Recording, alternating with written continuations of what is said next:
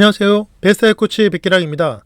2025년 1월 31일 베스트아이 뉴스는 딥시크, 큐인 등 중국산 AI를 바라보면서 우리가 무엇을 고민해야 될지 생각해 보도록 하겠습니다.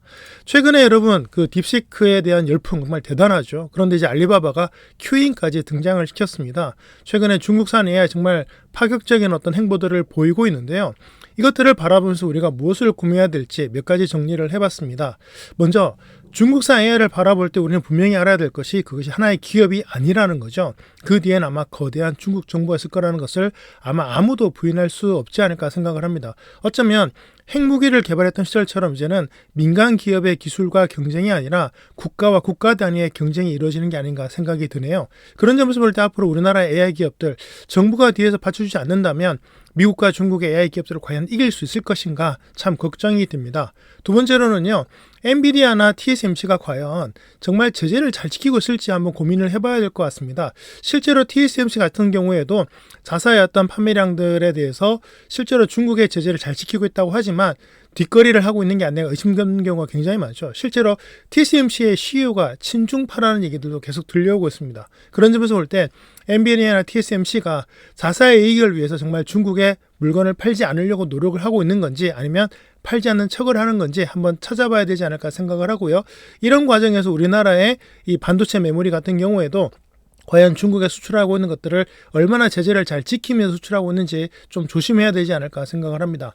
세 번째로는 이번에 딥시크에서 제가 알 수 있었듯이 기존의 빅테크 기업들의 어떤 개인정보라든가 수많은 어떤 지적재산권들을 중국 기업들이 전혀 지키고 있지 않는다는 것을 알게 되죠.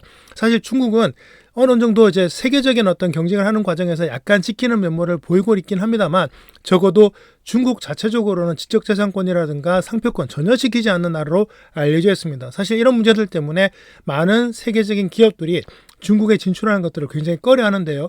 과연 개인정보 보호라든가 지적재산권을 따지는 선진국들이 과연 중국의 이런 어떤 공세를 견뎌낼 수 있을 것인가를 또 생각해 봐야 되지 않을까 생각을 합니다.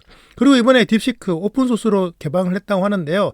실제로 인공지능의 발전 과정에서 특히 2010년 이후에 이 오픈소스라든가 논문을 공개하는 등 이 오픈하는 문화가 굉장히 큰 발전에 영향을 줬다는 점 부인할 수가 없을 것 같습니다. 하지만 오픈했기 때문에 그만큼 치열한 경쟁들이 일어났고 수많은 어떤 기업들의 성장을 했습니다만 그만큼 정보 보호가 이루어지지 않았고 또 저희가 우려하는 상황도 벌어지지 않을까 생각을 하는데요.